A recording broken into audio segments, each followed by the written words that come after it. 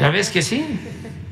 Pero no es el doctor Gatell, pero en fin. Bueno, pero no, está usted, estamos hablando de temas médicos, sí. Ahora ya hasta sí. Especialistas nos estamos volviendo. Gracias, señor presidente. Muy buenos días a todos y a todas, Liz. Buenos días.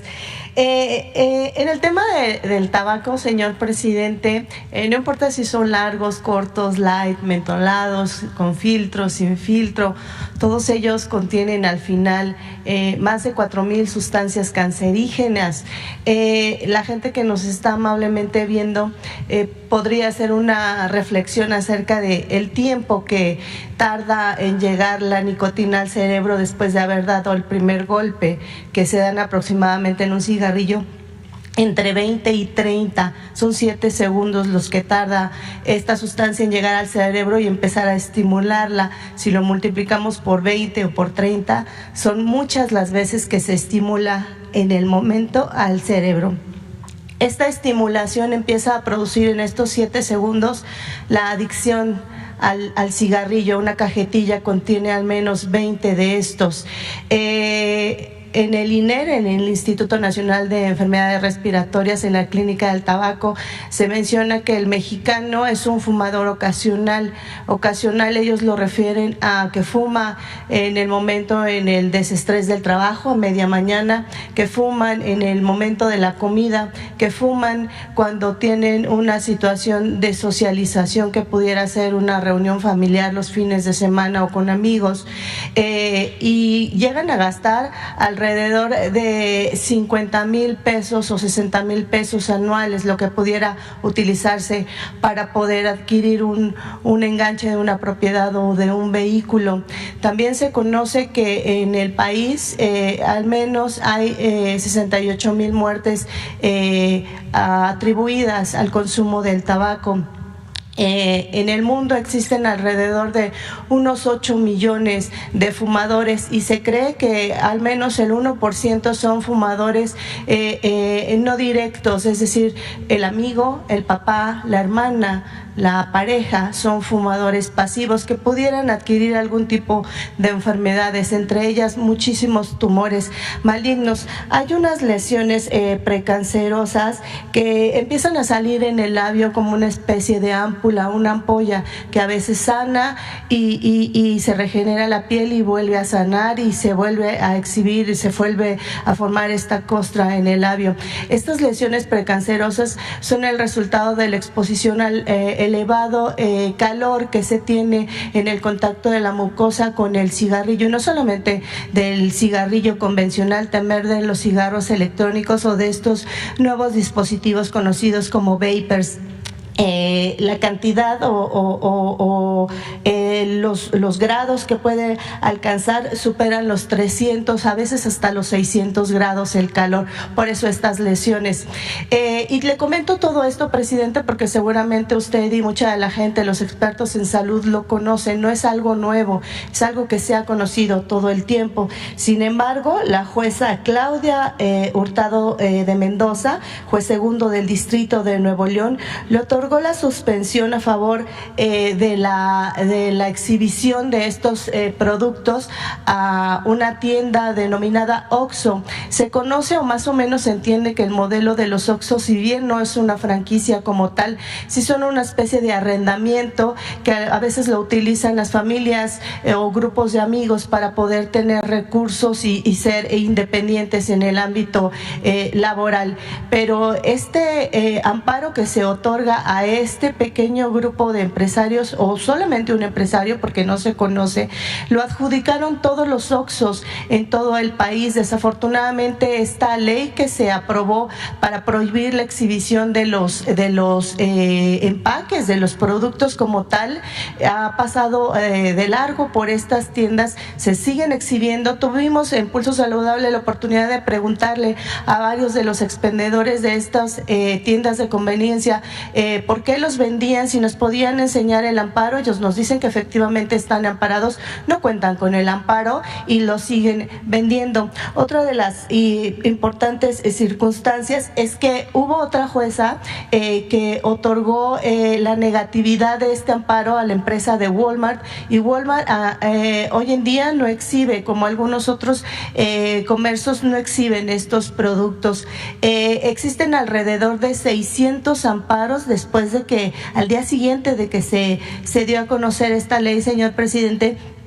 Y yo, con esta remembranza de todos los efectos nocivos que trae a la salud, quisiera sensibilizar a las juezas, a los jueces, a que contemplen la posibilidad de que esto se está haciendo por un tema de salud.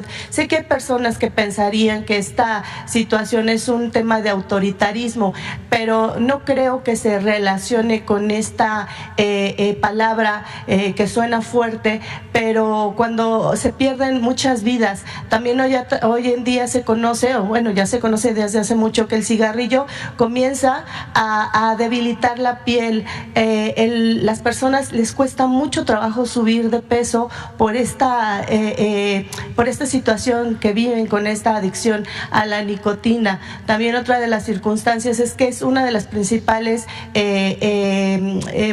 promotoras de la enfermedad de aterosclerosis, que lo que hace es que las arterias comienzan a endurecerse, y esto impide que el flujo sanguíneo continúe. Se hacen una especie de charcos, se empiezan a producir los pequeños cúmulos de sangre, y estos se pueden separar por la potencia y la urgencia que tiene el organismo de llevar sangre al músculo cardíaco, y entonces puede sobrevenir un infarto en el cerebro o en el corazón por este coágulo desprendido. Entonces quisiera conocer, si me lo permite, señor presidente, en dos partes, ahora que tuviera la oportunidad de tener a la gente aquí de salud, conocer la postura que tienen ellos, y van a comenzar a través del doctor Sbarch de COFEPRIS a hacer esta verificación, y por supuesto me gustaría conocer su opinión al respecto. Esa sería mi pregunta. Gracias. Bueno, pues yo creo que con tu exposición tan clara, ya no hay más que decir. Te felicito, te felicitamos por lo que estás haciendo, la manera tan profesional como expones este asunto, y el mensaje para sensibilizar a jueces de que no otorguen estos amparos y que tomen en cuenta, como siempre lo hemos dicho, la salud del pueblo, ¿no? Que por encima de lo mercantil, de lo lucrativo, se tiene que cuidar la salud de los mexicanos. Eso es actuar como buenos jueces. Con la exposición que hiciste, pues ya no hay nada que decir. De todas formas, le vamos a pedir al doctor Alcocer, al doctor López-Gatell, que traigan para la próxima información que se da los martes, algo relacionado con lo que estás proponiendo tú, con lo que expusiste. Se los dejamos a ellos para que traigan una respuesta. Y un dato adicional, un ciclo de quimioterapia, es decir, un tratamiento que equivale a 28 días de una persona que vive hoy con cáncer en el pulmón, pudiera llegar a costar hasta 300,000 pesos. Entonces, son recursos que se pudieran estar destinando a otras áreas de la salud que no se han dejado de estimular a estos pacientes, pero que desafortunadamente la industria tabacalera no alcanza a percibir todavía el daño tan grave y severo. Y el exhibir estos productos no está diseñado al público ya cautivo, están diseñados a los nuevos, a los que no conocen, a los que quieren innovar en este tema. Entonces, por eso es tan importante que nos exhiban y por eso esta ley, porque se está pensando en estas nuevas generaciones, señor presidente.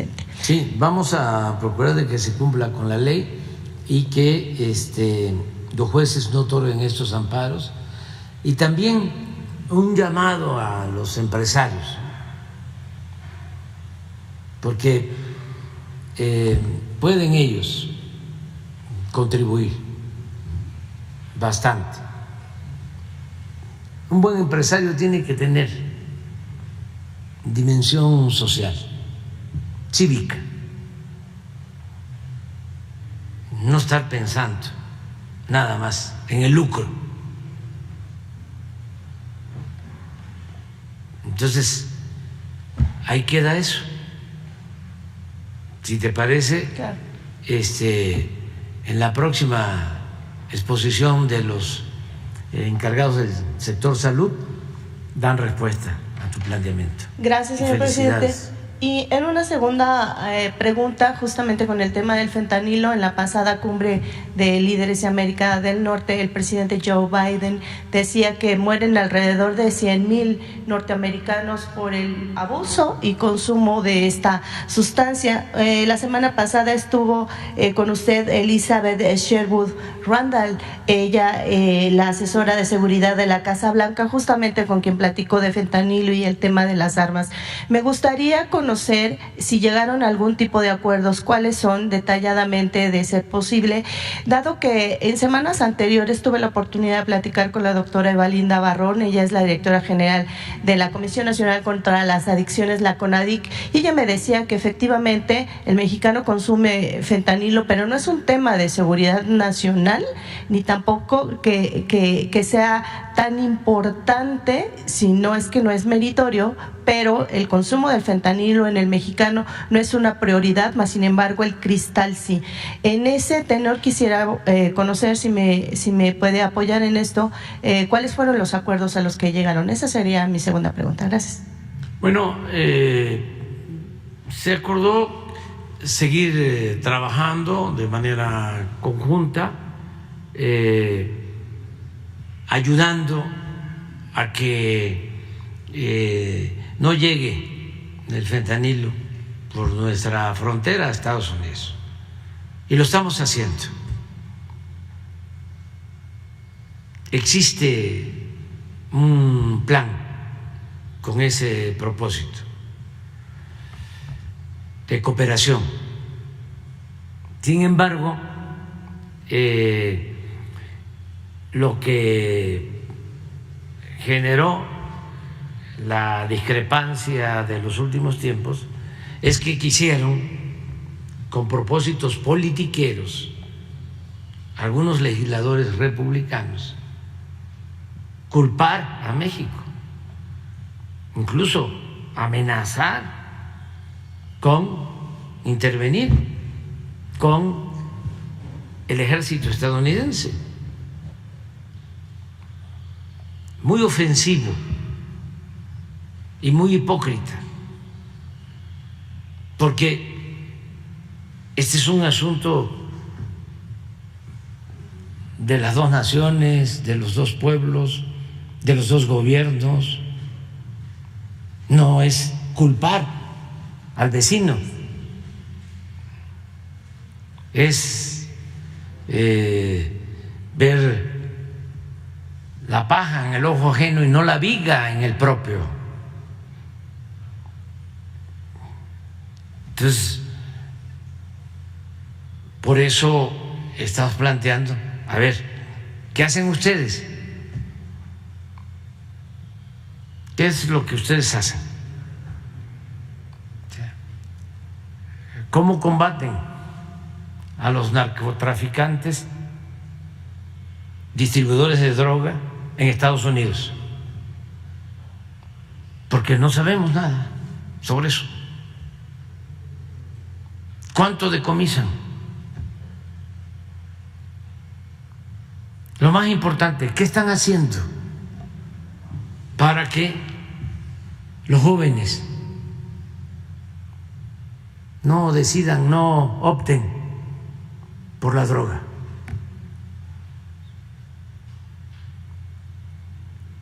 ¿Cómo está el plan educativo? La difusión del daño que causan las drogas. ¿Qué están haciendo los medios masivos de información para ayudar a que los jóvenes no se inclinen por las drogas? Además, ¿qué están haciendo las autoridades? La DEA, ¿qué hace? ¿Por qué un agente de la DEA en México, el jefe de la DEA en México, se vinculó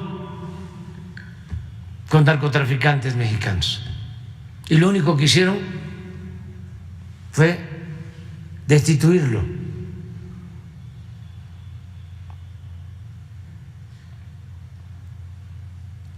Y pasó de noche la noticia. Estoy seguro que en las televisoras de Estados Unidos ni se dijo nada. Esto no es de maniqueísmo, no es de buenos y malos. Es una forma muy simplista, ramplona, superficial de ver un problema. Entonces hablamos de que tenemos que continuar con la cooperación, que lo vamos a hacer, pero también, y esto es para todos los mexicanos, nosotros tenemos 3 prioridades para enfrentar el problema de la inseguridad y de la violencia. Primero, atender las causas. Es decir, que en México los jóvenes no tomen el camino de las conductas antisociales. Y para eso es que estamos destinando recursos a programas de bienestar, que haya trabajo, que los salarios sean justos, que se atienda a los jóvenes, que se garantice el derecho a la educación, a la salud, que se combata la pobreza, que se fortalezcan valores culturales, morales, espirituales, porque si algo nos ha salvado frente a todas las calamidades ha sido nuestras culturas, las raíces profundas que tenemos en lo cultural en México, que este país se fundó hace miles de años y nuestros antepasados nos dejaron una herencia de costumbres, de tradiciones, de hábitos buenos. Uno de esos hábitos buenos es la fraternidad en nuestras familias. Por eso tenemos que evitar la desintegración de las familias. Entonces, eso es lo primero, que los delincuentes no se lleven a los jóvenes, que no los enganchen. Y por eso las becas a los jóvenes, y por eso Jóvenes Construyendo el Futuro, Eso es lo primero. Lo segundo, a partir de atender las causas, que reforcemos nuestras costumbres, nuestras tradiciones, para que no aumente el consumo de drogas en el país. Porque una cosa es el narcotráfico y otra cosa es el consumo. Y en efecto, nosotros no tenemos aquí un consumo elevado de fentanil, sí, cristal, pero también muy localizado. ¿Y por qué no hay tanto consumo de droga? ¿Por qué no crece tanto el consumo de droga? ¿Por lo que hace el gobierno? No. Por nuestras tradiciones, por lo que hacen nuestras familias, por la manera como somos los mexicanos. No hay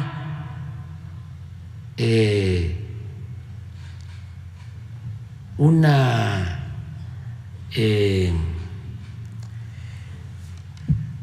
actitud,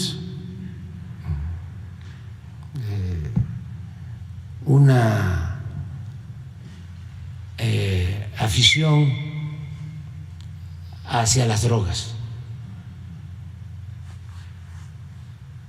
No, son ciertos lugares que los tenemos muy claros. Y ahí viene lo tercero. O sea, primero, no permitir el aumento en el consumo. Porque si nos aumenta el consumo, nos aumenta la violencia, nos aumentan los homicidios. Por eso, lo tercero es reducir el número de homicidios. El caso Guanajuato, ahí hay más consumo, más narcomenudeo. Por alguna razón, ahí se extendió el consumo. Y ahí las bandas se enfrentan por el mercado interno, por la venta de la droga, ahí. Y por eso los homicidios. 70% de los asesinatos en Guanajuato están vinculados con el narcomenudeo. Se enfrentan las bandas. Bueno, hay menos homicidios en Sinaloa, en Tamaulipas,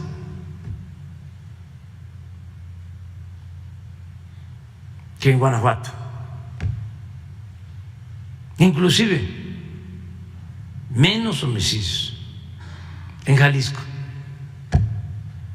donde están las sedes de las organizaciones. Si no hay consumo, hay menos homicidios. Entonces, recapitulando, primero, atender las causas. Segundo, que no permitamos que aumente el consumo. Y ahí tenemos que hacer uso de todo, apoyar a los jóvenes, mucha difusión, que es lo que estamos haciendo, del daño que causan las drogas, o sea, que no nos aumente, porque si nos aumenta el consumo interno, nos aumenta el número de homicidios. Desgraciadamente, la pérdida de vidas humanas. ¿Sí? Aún cuando se trata de homicidios entre las mismas bandas, son seres humanos. No queremos eso. Entonces, eso es lo tercero. Claro, esto va acompañado de no permitir la corrupción ni la impunidad. Nada de venta de plazas, nada de García Lunas.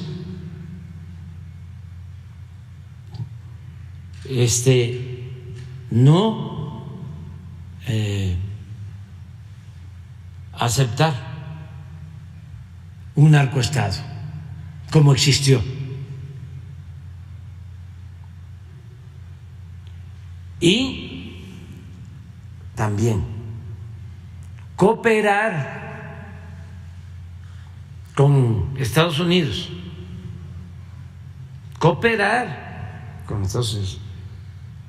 para que no entre droga por la frontera de México a Estados Unidos, pero que no se malinterprete, que no quieran que eso sea lo primero. No, vamos a seguir cooperando y apoyando por cuestiones humanitarias, por solidaridad, pero no vamos a ser nosotros sus empleados y nos van a venir a decir: te vas a dedicar únicamente a esto. No, nosotros somos libres, soberanos, tenemos nuestra estrategia. Antes, y ese fue el error de Calderón, que les abrió la puerta y puso el gobierno al servicio de las agencias. Ellos mandaban y entregaban helicópteros artillados con el Plan Mérida y se tomaban la foto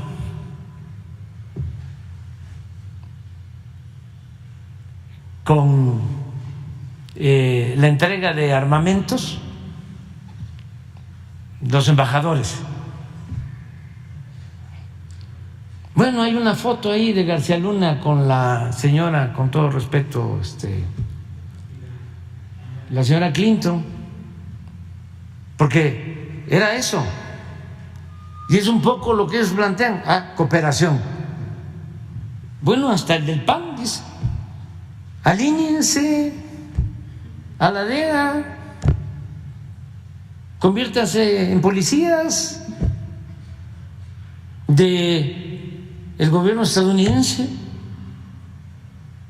Si a nosotros nos eligen en México para proteger a los mexicanos, para cuidar a los mexicanos, y desde luego en el Concierto de las Naciones tenemos que ayudarnos mutuamente,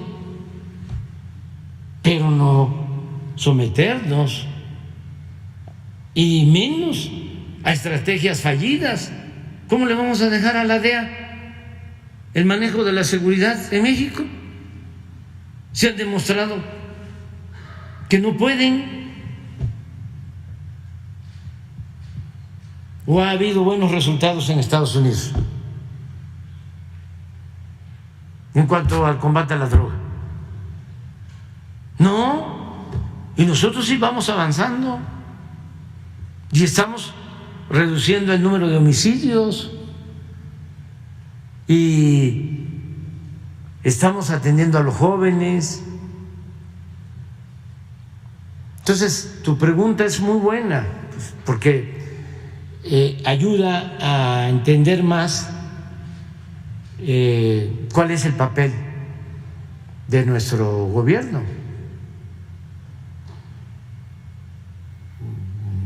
Vamos a seguir ayudando, cooperando con Estados Unidos, pero no subordinados. Lo otro, el manejo de las armas o el contrabando de armas. Ayer el presidente Biden emitió una resolución, un decreto para un mejor control en la venta de armas, algo que celebro y qué bueno que hizo, que llevó a cabo esta acción, porque ¿de dónde vienen las armas que utilizan los narcotraficantes en México? Pues de Estados Unidos. Y allá las compran sin ningún control. Es un gran negocio. Y también para Estados Unidos. ¿Por qué no controlan, sobre todo, la venta de armas de alto poder?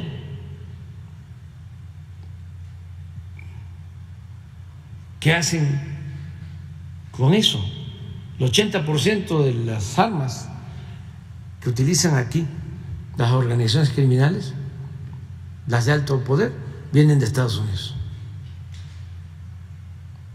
Y no hay control. Pueden comprar una ametralladora en un supermercado, en una armería.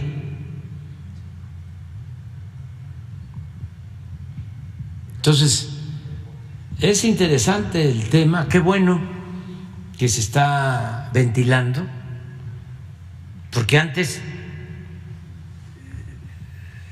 las autoridades mexicanas se quedaban calladas, no decían nada.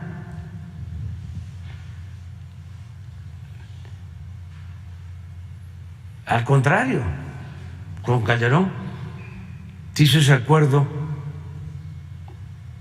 del operativo Rápido y Furioso para meter armas a México, supuestamente para detectar dónde estaban las bandas. Imagínense, si no lo sabía García Luna, dónde estaban las bandas, si de acuerdo a los testimonios convivía con ellos. Entonces, el operativo fue meter armas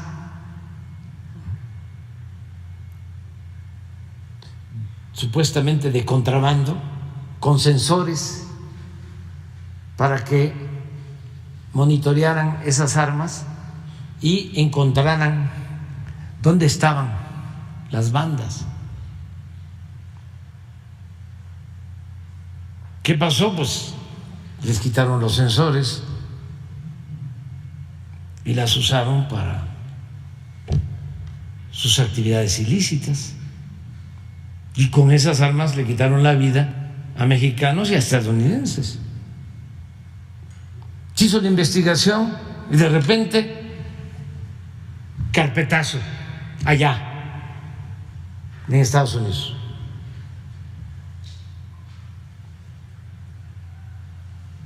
Y aquí lo mismo, negando, no se sabía cuándo fue un acuerdo entre gobiernos. Entonces es interesante que todo esto lo conozca la gente, que además ya lo saben los mexicanos. Hace falta más información en Estados Unidos. Por eso lo de Marcelo fue muy bueno, porque manipulan mucho en Estados Unidos. Entonces esto que estamos tratando se desconoce en Estados Unidos. Pero ahora fíjense que la mañanera la ven muchísimos paisanos en Estados Unidos, millones. Muy bien. Y finalmente, señor presidente, en el tema del Tren Maya, quisiera conocer si en la zona de Calakmul se conoce actualmente solo una pirámide, porque es muy extenso, pero cuando uno está en la cima de la pirámide, el guía siempre nos dice que ese horizonte que se ve es la frontera con Guatemala, y ahí es un vestigio muy interesante en materia cultural que une a estas dos naciones. Yo quisiera conocer si se está pensando en ampliar o hacer algo para que los mexicanos tuviéramos oportunidad de llegar hasta allá y conocer esta zona. Esa sería mi última pregunta. Gracias. Sí, es muy buena pregunta, porque tiene que ver con nuestro pasado, ¿no? Con el florecimiento de la cultura maya, de lo que hablamos, de nuestro pasado grandioso por las civilizaciones que florecieron en México. Esto ayuda mucho, ¿no? También aclarar de que no fueron los europeos los que nos trajeron la civilización o nos civilizaron. No, México viene de lejos, de miles de años. Entonces, ¿por qué no pones el plano, por favor, Jesús, del tren, que es muy interesante esto? Los europeos nos invaden hace 500 años, incluso Tenochtitlan se funda hace 700 años, pero Calakmul se funda en el siglo VI, hace 14 siglos, 1400 años. O sea, Tenochtitlan 700 y Calakmul, sí,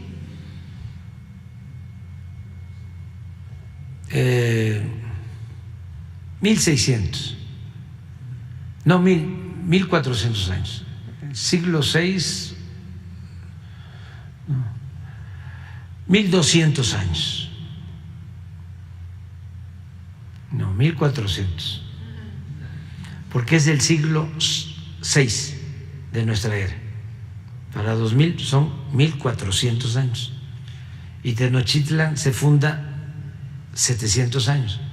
O sea que Calakmul se funda en el siglo VI, pero en lo que es el periodo clásico maya. Sin embargo, Calakmul ya había sido habitado 3 siglos antes de nuestra era. O sea que a esos 1400 hay que sumarle 900. Estaríamos hablando de 2300 años de la existencia de Calakmul. ¿Por qué no pones la pintura de 300 años antes de Cristo de Calakmul, que son 2.300 años. Esto es de hace 2.300 años.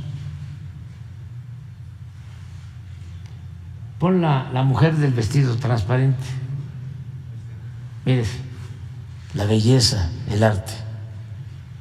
2.300 años. Regresando, los europeos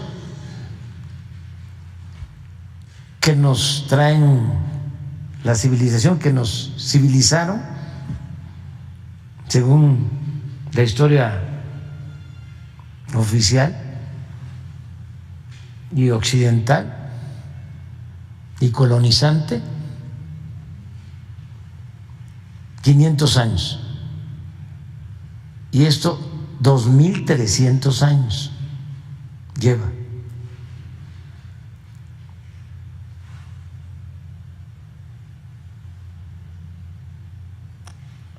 Porque este sitio, que cuando se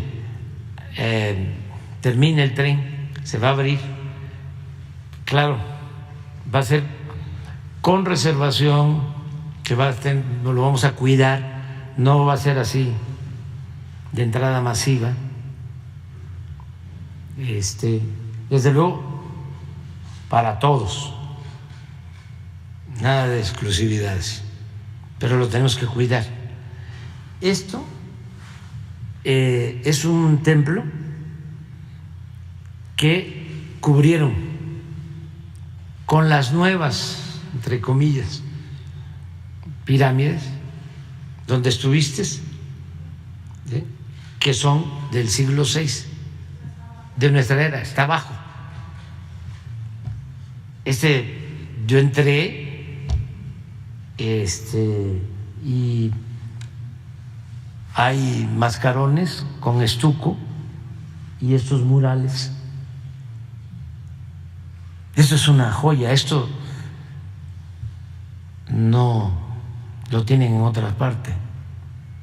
Esto es arte, miren, todo esto, eso es lo que está, lo cubrieron, lo cuidaron, lo protegieron. Esto pasa también en Teotihuacán, como se le quiera decir. También debajo del templo del sol, de la luna, hay vestigios de culturas anteriores, de civilizaciones anteriores. Decía un historiador, arqueólogo, cuando le preguntaron: oye, ¿cuántos sitios arqueológicos hay en México? Y contestó: uno. ¿Cómo? Sí, México. Es que todo estaba poblado, todo estaba poblado. A ver, ¿por qué no pones el mapa de nuevo?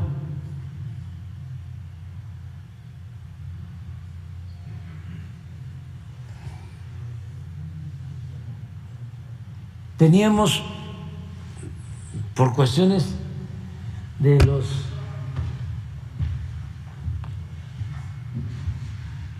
límites, que desde luego no existían. Este es el límite de México con Guatemala y aquí está Belice. Son los límites. Pero eso no existía. La nación maya se desarrolla, pues, Honduras, Guatemala, Campeche y la península, así.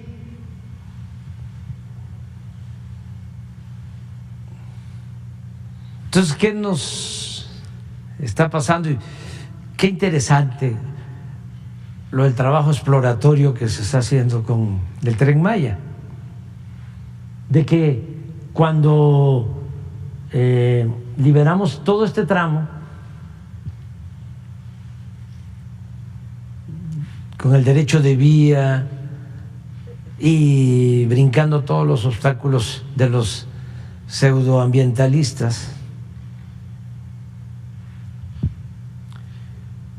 y nuestros adversarios.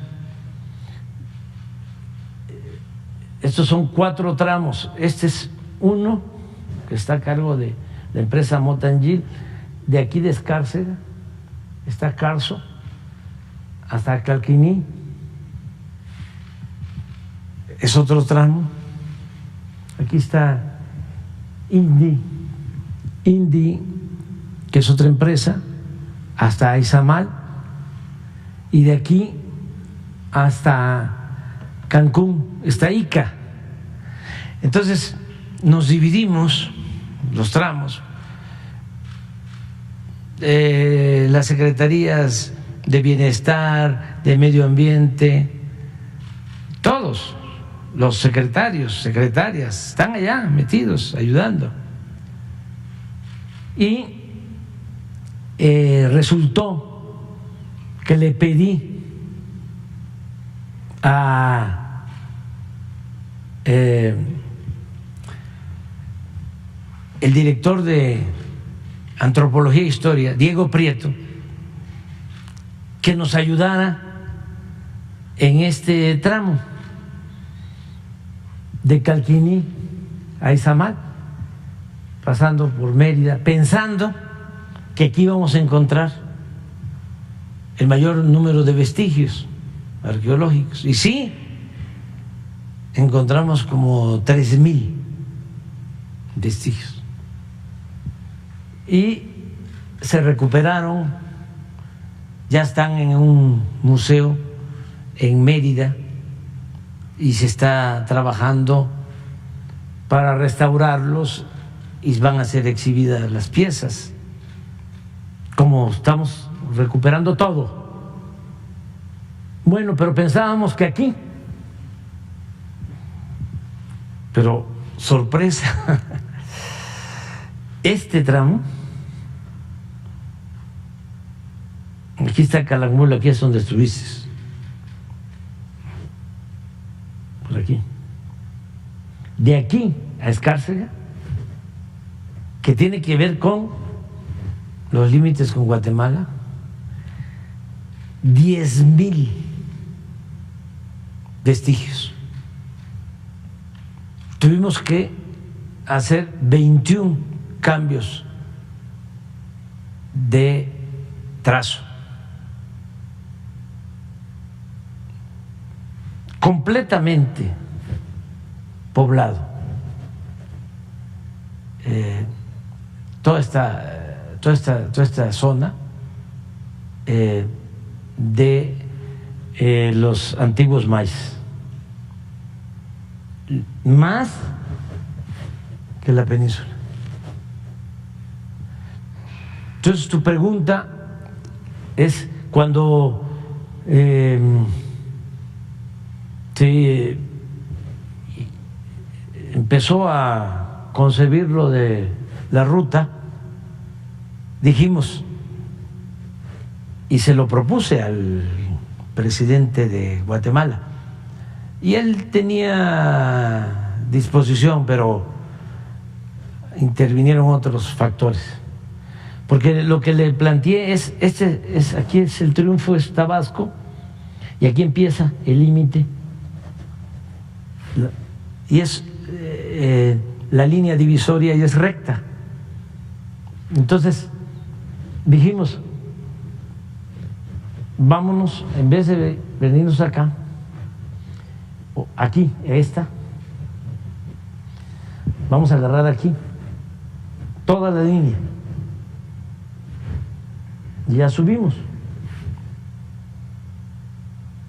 para llegar a Calakmul por atrás, por aquí, porque aquí del lado de Guatemala, en línea recta, está un sitio arqueológico que se llama El Mirador, que es espléndido, igual que Calakmul, y en línea recta está Tikal, y aquí está Flores. Entonces, a Guatemala le convenía, si ya íbamos a hacer nosotros aquí esto, y una parada aquí, exactamente en el mirador que está a 3, 4 kilómetros de la línea, y luego ellos podían hacer un sendero cuidando, porque es zona de reserva, pero para comunicar Tikal, como se comunicaban antes los sitios arqueológicos, Tikal, El Mirador y Calakmul. Pero resulta que se tuvo un problema de límites con Guatemala en la época de Porfirio Díaz, y hubo incluso hasta un arbitraje internacional y se definió ya esto. Esta frontera y esta otra, que esta era la del conflicto, sobre todo por los madereros, por los que se dedicaban a las llamadas monterías, que explotaban la caoba y se metían de Chiapas a Guatemala por la Lacandona, y hubo un problema de límites. Incluso estuvimos a punto de que se declarara una guerra, la única guerra con Guatemala, por eso. Entonces quedó en Guatemala, pues aun cuando en organismos internacionales se le dio la razón a México y ya está resuelto, y estas mojoneras, estos límites con mojoneras ya están definidos. Cuando le planteé al presidente, digo, a nosotros nos convenía porque aquí es un derecho de vía.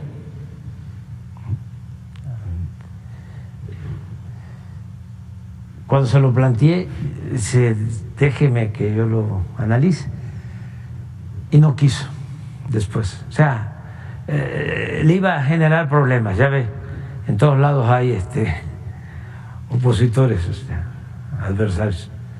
Le iban a acusar de estar aceptando los antiguos límites, ¿no? Y por eso no se hizo. Pero aquí se está haciendo. Les cuento que para resolver aquí tenemos como 150 arqueólogos y tenemos brigadas. Tenemos de aquí a acá 7 subtramos. El primer subtramo está a cargo de la gobernadora Mara Lezama de Quintana Roo, y el otro subtramo de la gobernadora Laida Sansores acá, y en medio los 5 subtramos, 2 subsecretarias, Ariana Montiel y María Luisa Albores, y 3 subsecretarios, más ingenieros militares, oficiales de la defensa y arqueólogos, que son los que están llevando a cabo todos los trabajos de libramiento. Aún cuando ya cambió el trazo, de todas maneras estamos rescatando vestigios arqueológicos. Pero tu pregunta es muy importante, porque el desarrollo de la gran cultura maya se da en todo Centroamérica. No habían los límites territoriales que hay ahora.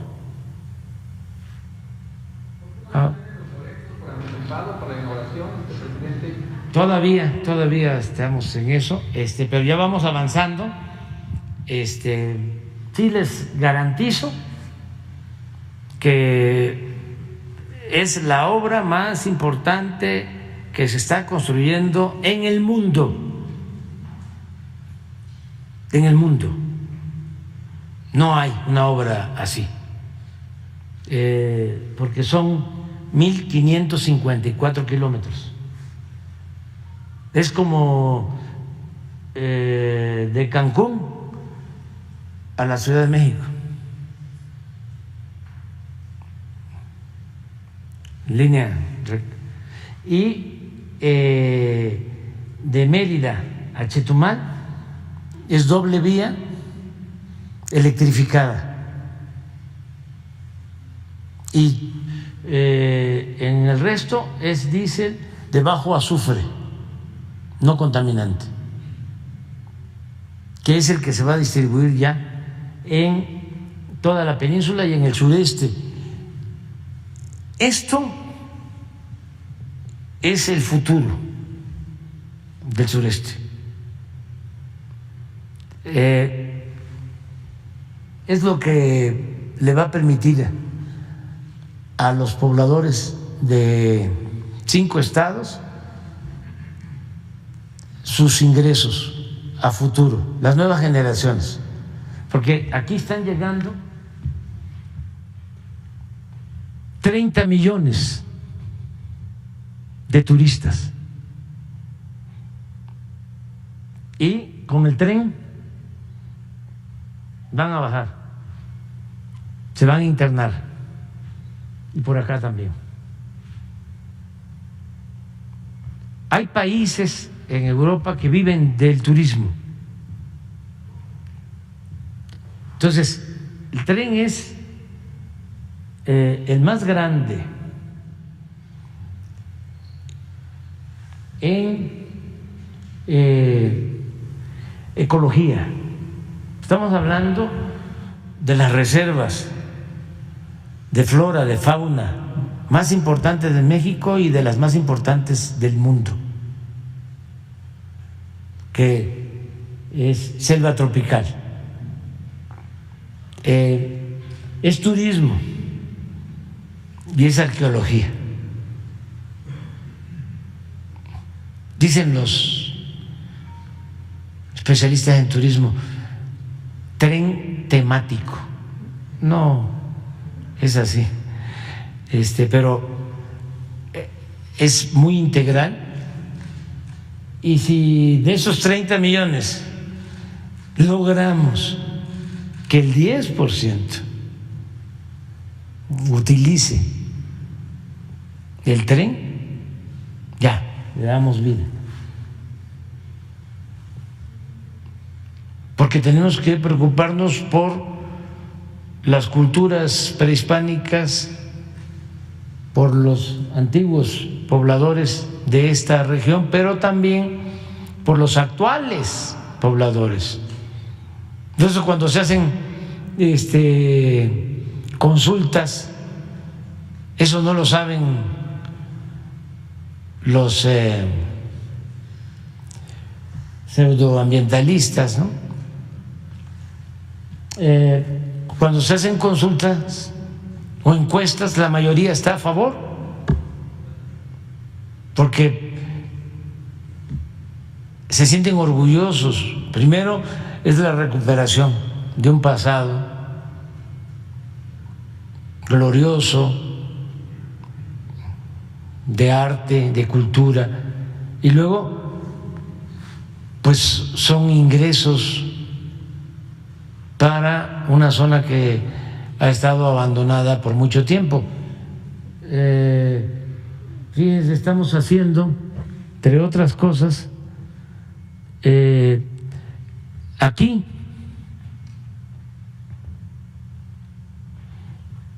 no había agua, apenas se había introducido un acueducto muy deficiente. Ahora estamos haciendo un acueducto desde aquí, acá. Es una inversión como de 2.500 millones de pesos. Nunca les va a faltar ya el agua. todo esto está poblado de los años 60 a la fecha. O sea, después de el florecimiento de la cultura maya, todo esto quedó incluso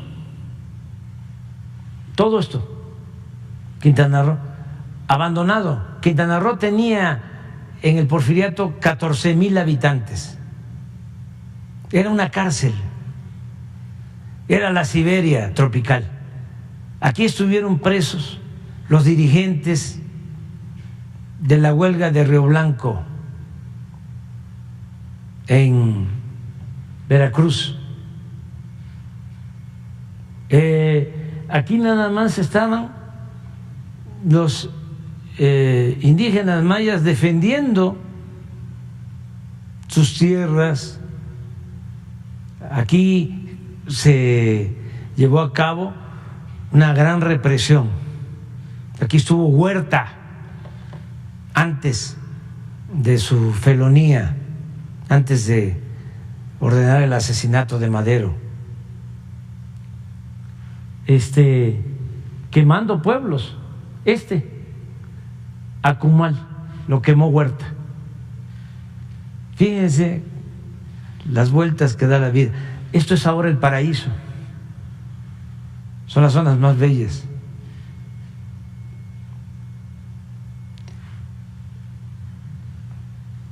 Esta isla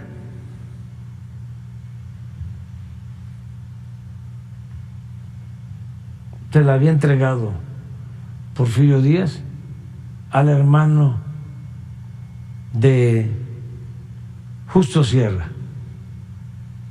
Y también todo lo que es esto, Chetumal, el hijo de Bernardo Reyes era el dueño también, pero ni siquiera ocupaban las tierras, eran campamentos chicleros, pues estaban en el abandono.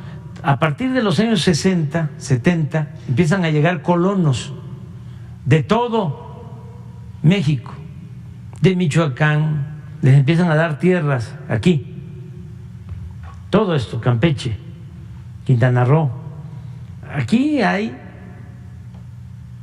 de Michoacán, del Estado de México, de Guerrero, de Jalisco, de Veracruz, de Chiapas. Aquí vino a trabajar porque le dieron tierra. Mi abuelo, que era campesino, está enterrado aquí, en un ejido que se llama Constitución.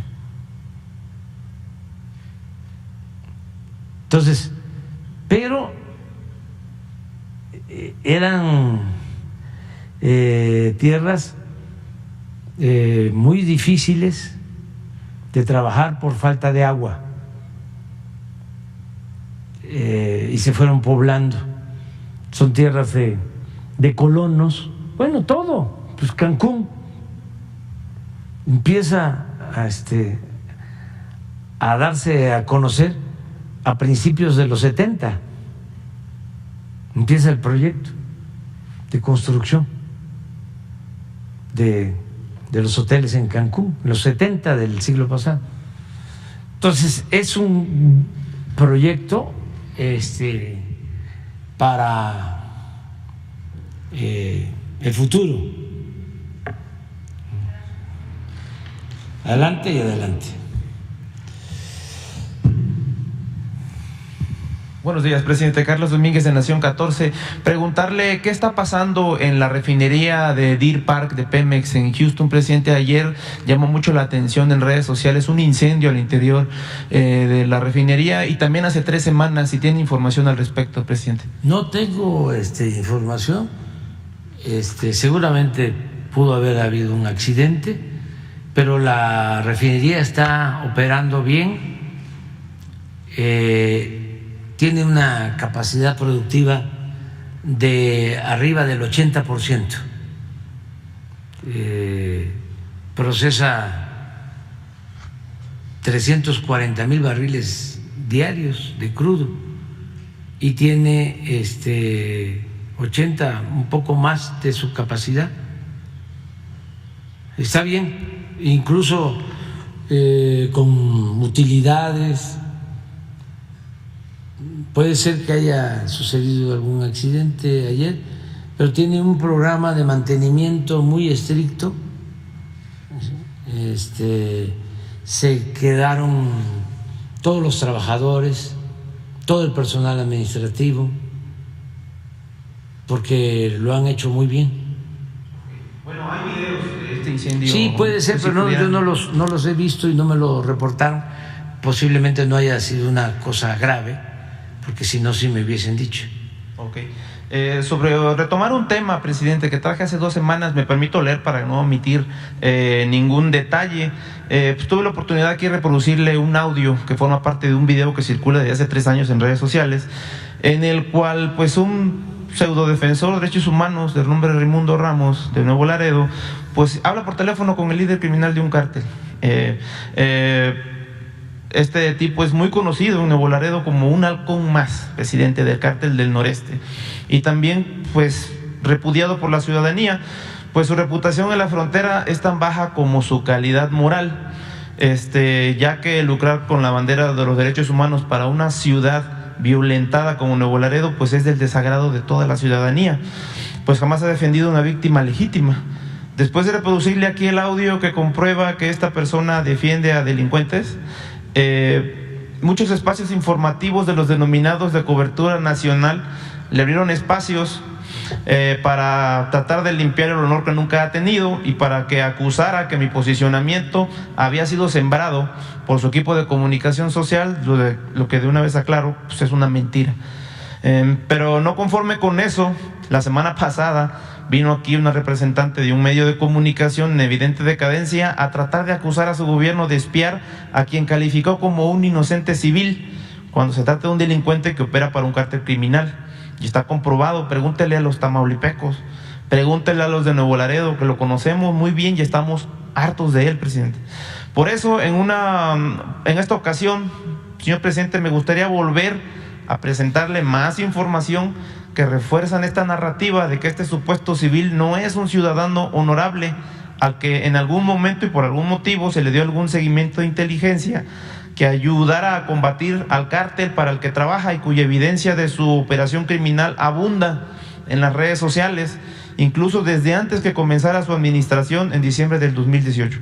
Ahora, me gustaría hacer esto para aprovechar este gran espacio que usted tiene, presidente, para que tanto Artículo 19 como Carmen Aristegui, Azucena Uresti, López Dóriga, Ciro Gómez Leiva y quienes la semana pasada aquí lo calificaron de un civil y lo defendieron y a la vez también a los intereses de un cártel de la droga, para ver si entienden el daño que le hacen a Tamaulipas y a México al impulsar las campañas mediáticas de este tipo en contra de nuestras honorables Fuerzas Armadas.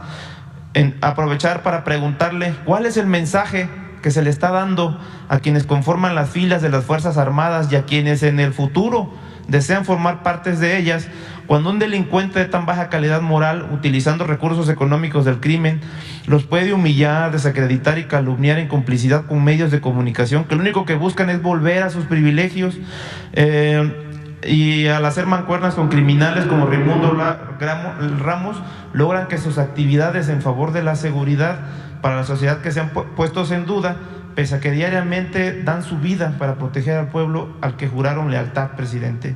En esta ocasión me gustaría presentarle un audio que forma parte de un video de la detención en el 2015 de quien fuera jefe de plaza del cártel del noreste en Nuevo Laredo, de un sujeto de nombre Ramiro Pérez Moreno, alias El Rama, en el que, pues sin más ni menos, confiesa cuál es la actividad de este pseudodefensor de derechos humanos Raimundo Ramos al interior de este grupo criminal, si me lo permiten.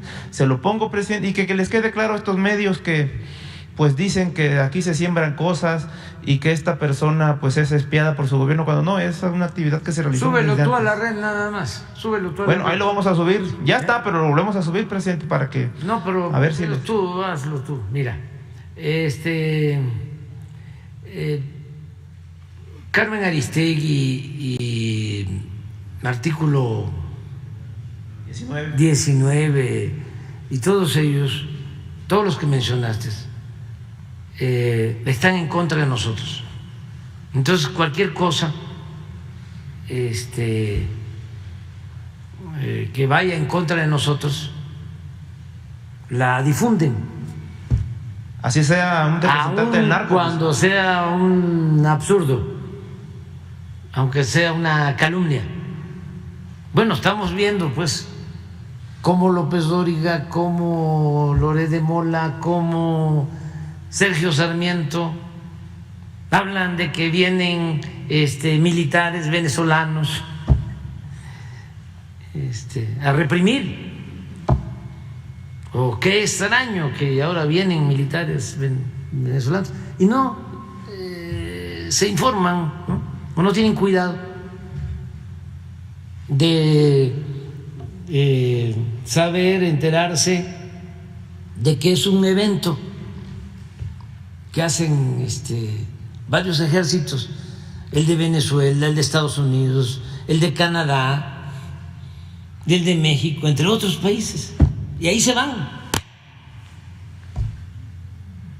y se ensartan porque les gana, ¿no?, el coraje. No voy a decir odio,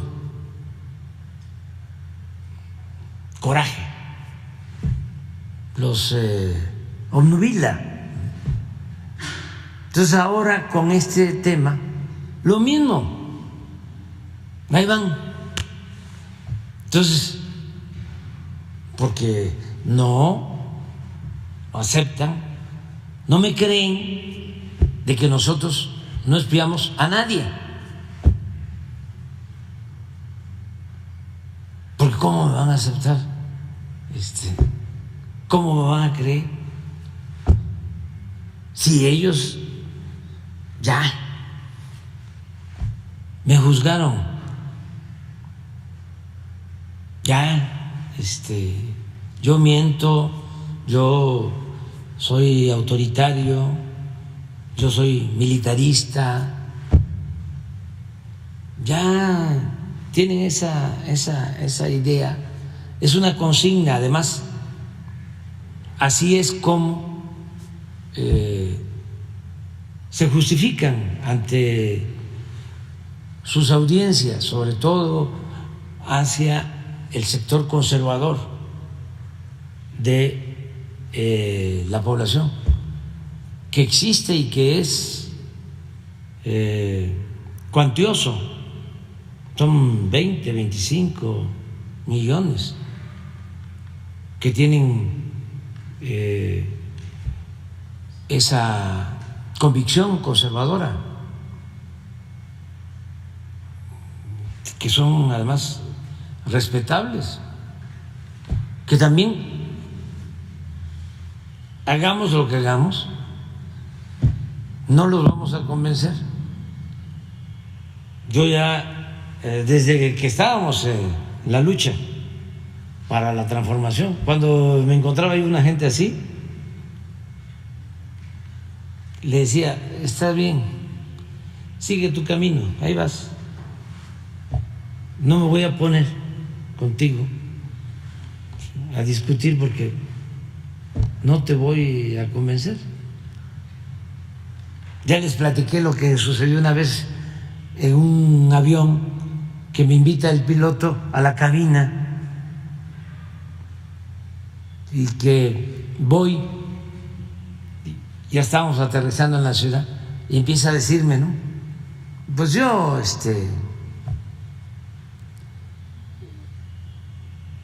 no coincido con muchas cosas de usted, pero lo que sí no acepto, lo que sí rechazo completamente es al PRI. Son unos corruptos. Y así, ¿no? Y me decía, y yo ya cansado también de las giras y eso, yo no quería hablar, yo quería ver cómo aterrizaban en la noche. Me invitaban varias veces, estuve en en las cabinas, ¿no? Es interesante el aterrizaje. Me ponían ahí una sillita que tienen en medio, copiloto y el piloto, y ahí está. Y me mandaban a invitar los pilotos con las sobrecargos, ¿no? Muy amables. Y bueno, sí, cuando yo vayamos llegando, voy a ir. Y ahí va yo. Y esa vez, empiezas, los corruptos y esto y lo otro. Yo me quedaba callado. ¿Y usted qué opina? Digo, mira, tú eres simpatizante del PAN. Te quedas.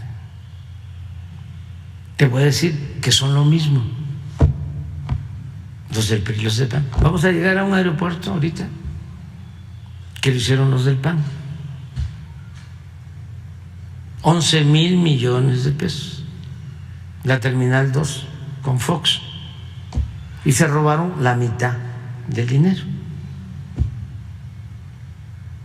Pero ni modo que yo te convenza, porque tú pues lees a Sergio Sarmiento, ¿no? Escuchas a López Dóriga, o sea, ¿para qué hablamos? Sigue tu camino, ahí la llevas, vas bien. Y ya. Digo, ya me voy porque voy a buscar mi maleta. Y ya, me fui a buscar mi maleta, mi asiento, saqué mi maleta. Y cuando salgo, me estaba esperando casi en la puerta. Oiga, con un papel, ¿me puede dar un autógrafo para mi papá? Porque mi papá le admira mucho. Sí, ¿cómo se llama tu papá? Con todo mi cariño y un abrazo. Digo, sí. A tu papá sí, porque tu papá es un hombre inteligente.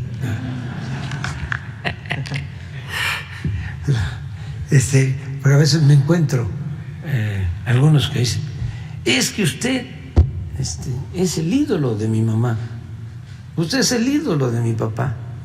Quiere decir que tú estás pensando de otra manera. Sí. Y siempre les contesto eso. Ahí le das un abrazo y un beso a tu mami, porque es muy inteligente. Te rayaste con la mamá que tienes. Pero todo ya no puede uno pues cambiarlos a estas alturas. Miren, te voy a poner ese día yo hablé de que una cosa era la inteligencia que se requería para evitar la fuerza, para combatir a los delincuentes, más que se hace en el centro de inteligencia, ¿sí?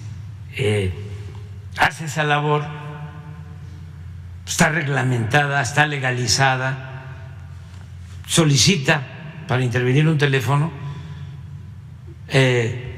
autorización, Ministerio Público solicita que se le autorice al centro de inteligencia que pueda intervenir un teléfono, se lo solicita a un juez. Así es como se actúa. Bueno, entonces hablo de que una cosa es la inteligencia y otra cosa es el espionaje. El espionaje es lo que nos hacían a nosotros, lo que hacía García Luna y lo que hacían todos estos que ahora se convierten en paladines de la libertad. Claudio X González y a todos los que les paga Claudio, porque tiene periodistas que reciben recursos de su fundación, que a la vez recibe esa fundación dinero del gobierno de Estados Unidos. Bueno, cuando se genera esa polémica, que qué bueno que no estabas tú, cuando se genera esa polémica, empiezan en las redes, ¿no? Porque vino una compañera a plantearlo. Empiezan en las redes, ¿no? Toda una campaña. Todos.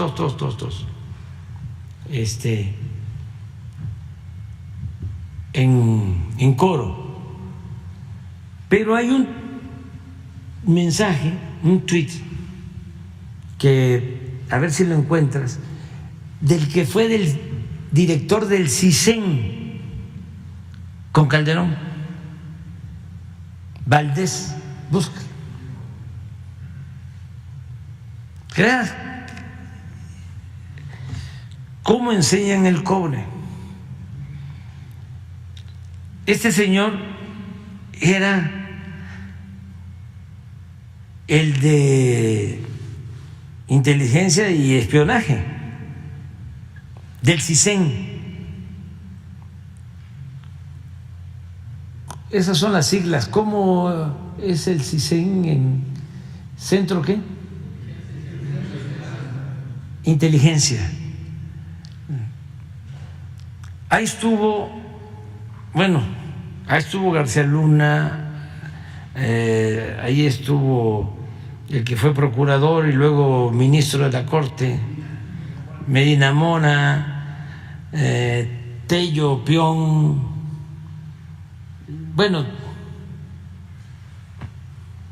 muchos personajes ahí.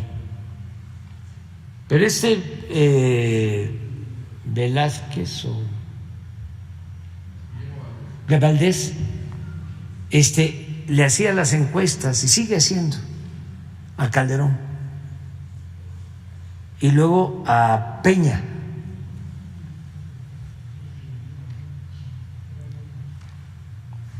Y después de hacerle las encuestas a Calderón, lo nombra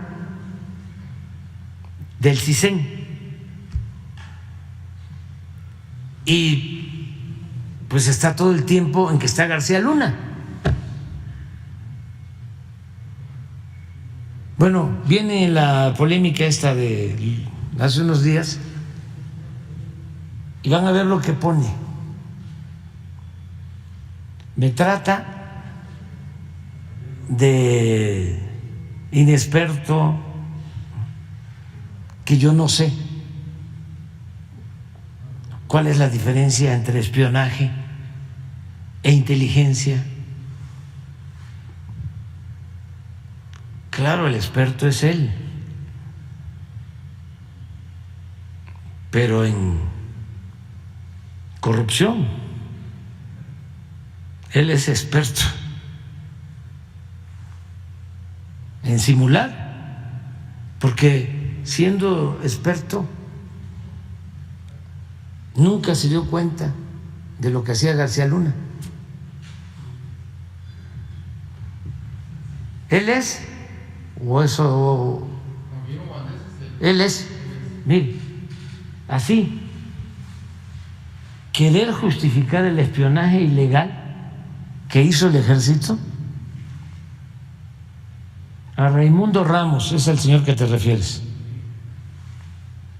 afirmando que no era espionaje, sino que se trataba de inteligencia, solo exhibió la ignorancia de López Obrador.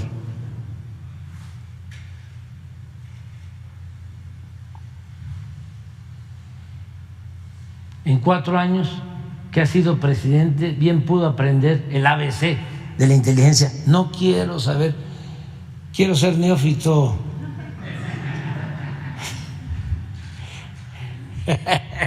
Solo para aclarar, presidente, la mayor divulgación de información que supone que este sujeto opera para el Cártel del Noreste es anterior a su gobierno. Lo único que se divulgó de su posible actividad dentro del cártel es una llamada que también podría referir que no fue antes de su gobierno, por el contexto de lo que hablan. Entonces... Sí, pero ya. Algo que a nivel político no pudo. Ya. Y el mensaje a las filas del ejército, presidente. Eso que tienen todo su derecho de expresarse, ya lo externé aquí, y que tengan confianza que no se actúa bajo presión. El gobierno que represento no está sujeto a chantajes ni a presión de nadie. Están en la cárcel liberados, si son inocentes, que tengan confianza, porque no fabricamos delitos. Okay. Su postura, presidente, también sobre posterior a los hechos ocurridos en Matamoros, de estos 4 ciudadanos norteamericanos, el exgobernador de Tamaulipas, Francisco García Cabeza de Vaca, sube un video a las redes sociales en el que prácticamente, pues en tono, por así decirlo, burlón, dice que en su gobierno estuvo mejor la situación en cuanto a seguridad en Tamaulipas, aprovechándose de una manera un poco, pues no muy bien de la desgracia y de lo que estaba sucediendo, la crisis que había en el Estado. Entonces, su postura al respecto, presidente, y qué está haciendo su administración para ayudar al reforzamiento de la seguridad en la frontera y que no vuelvan a suceder estas cosas. En Tamaulipas, los ciudadanos de Tamaulipas, los tamaulipecos, son ejemplo de buenos ciudadanos, porque supieron resolver el problema del mal gobierno que había en Tamaulipas, por la vía pacífica y por la vía democrática. Y ahora tienen un gobernador honesto, un hombre bueno, una gente que le tenemos toda la confianza. Y eso es una garantía, el tener un buen gobernador.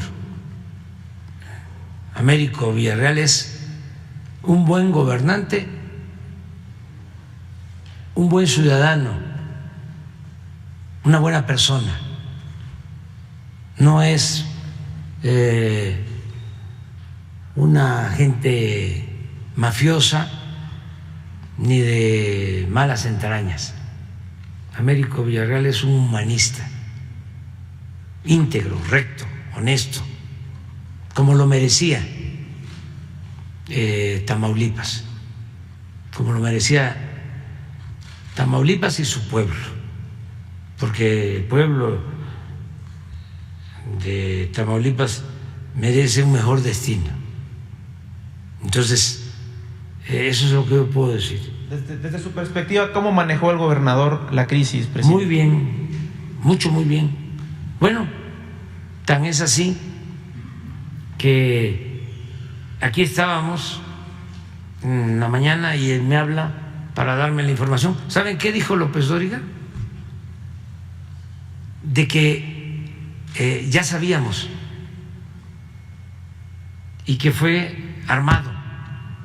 Como ellos están acostumbrados a los montajes, de que cuando me habló el gobernador de Tamaulipas, eso lo dijo López Dóriga, ya era una cosa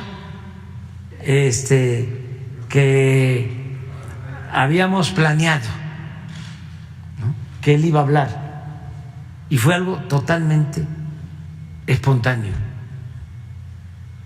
Pero ni modo, o sea, así son las cosas.